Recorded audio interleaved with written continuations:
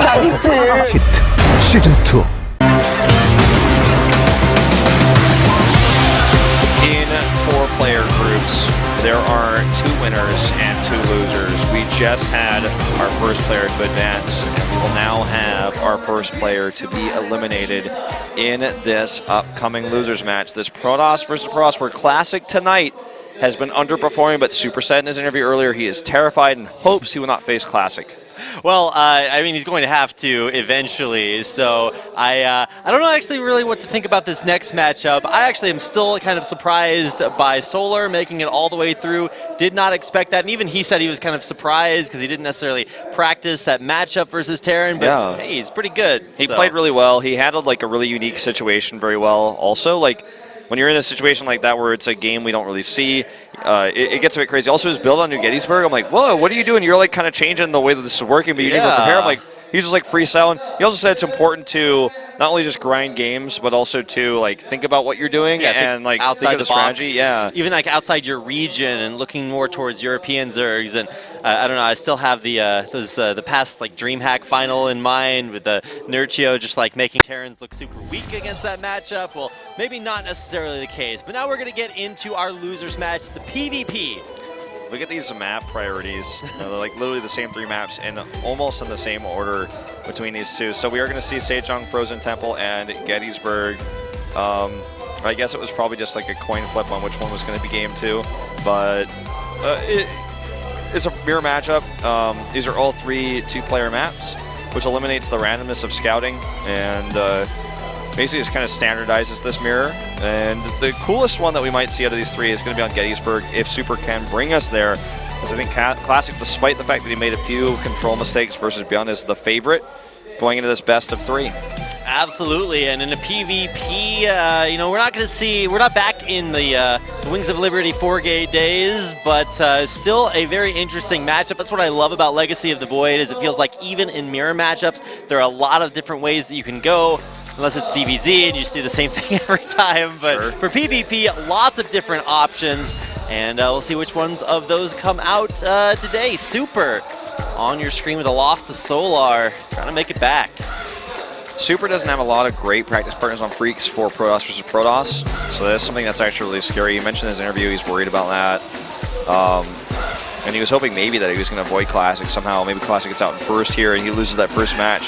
He bounces back and just avoids Classic entirely the same way that basically Solar didn't think he was going to play Beyond.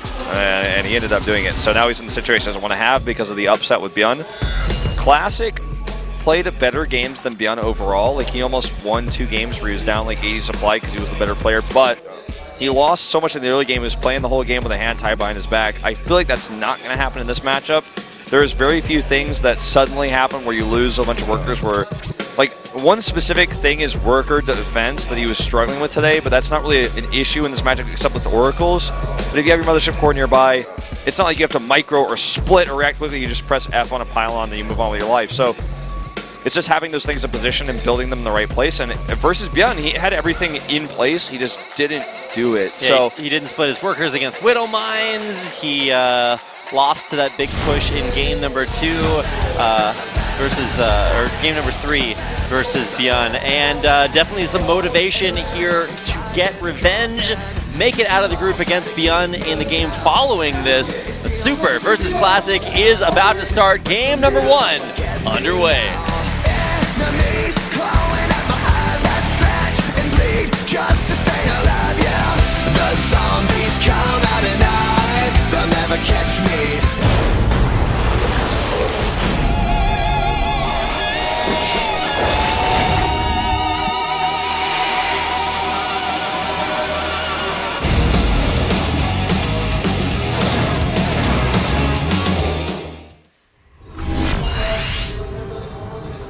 Top left. In King Sejong Station, the red Protoss player is Super. He is Super, Wolf. He is.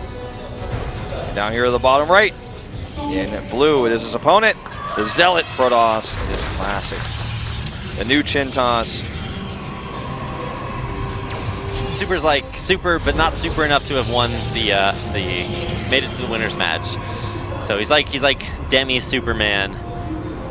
We'll see if he's good enough to beat Classic, who should theoretically have maybe a little bit of an upper leg, more experience, and just more solid overall. But in PvP, of course, anything can happen.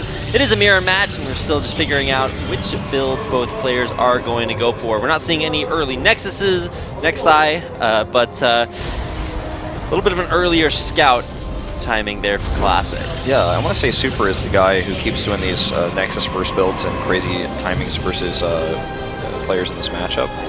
He got countered by Hero a few times by that, but yeah, I'm pretty sure they're in the same group, and that happened in Pro League as well. So like something that's happened with those two players, specifically Super and Hero. But in this case, on this two-player map, he's just going to play it safe with a double gate. Yep, absolutely identical builds. When you see the gates finish, or rather the core finish, that's when you really get a sense of what these two players are thinking. Oh, Classic is like, I get the feeling that today he's just not on the ball. Like he's like, what if I mess up again? Let's just proxy instead. And I'm just going to go for these adepts, which can be used to control vision, but are not going to be as powerful at zone control.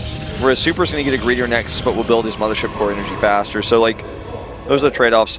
There's going to be a fast Stargate, but if he can use those adepts for vision control, then there's no way that Super will know about this.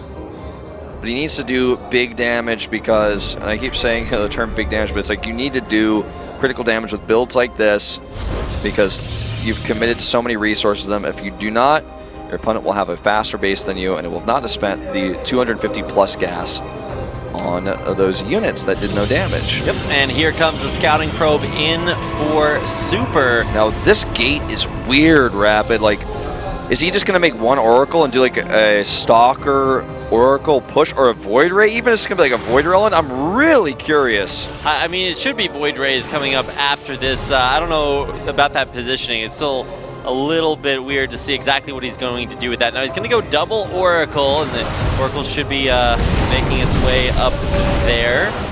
So what Super is probably going to want to do is get that border that you're mentioning. It's going to make it easier to defend if this is just going to be Stalker Oracle. There are no pylons on the low ground, which is really critical here. That's going to be what he needs. The gateway is going to allow him to reinforce with fast warp-ins, and there's the Void Ray I'm talking about. Blind, in fact. He's starting to realize like something weird is going on. He wants to make this safe. And here comes that first Oracle. When he sees this, if he cancels the Void Ray, it'll be so funny.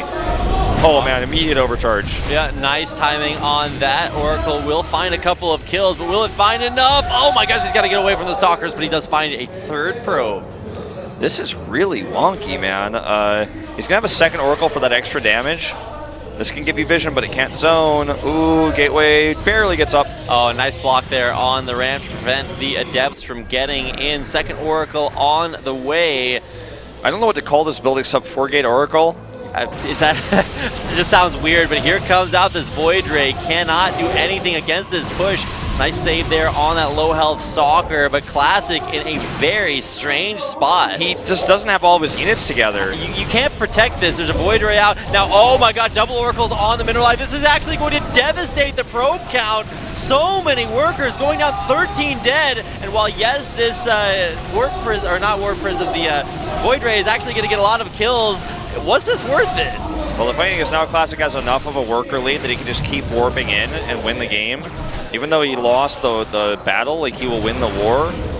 Phoenix coming out just for the lift there. Classic, will he be able to hold on to this position? I think so. Yeah, I just think continual he just wins warp-ins. here.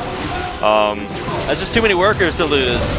This was pretty weird. Like GG. Yeah, GG. I guess I was thinking the Oracles were just going to attack units and then threaten the back, but I didn't know how well that would actually work out in practice.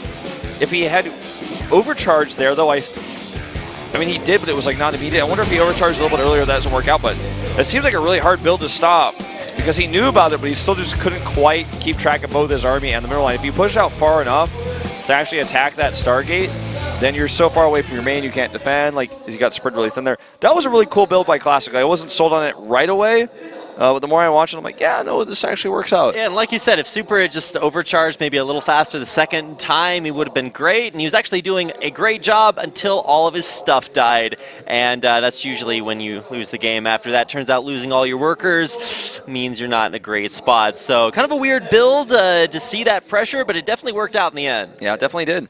So we're going into Frozen Temple next, if I remember correctly.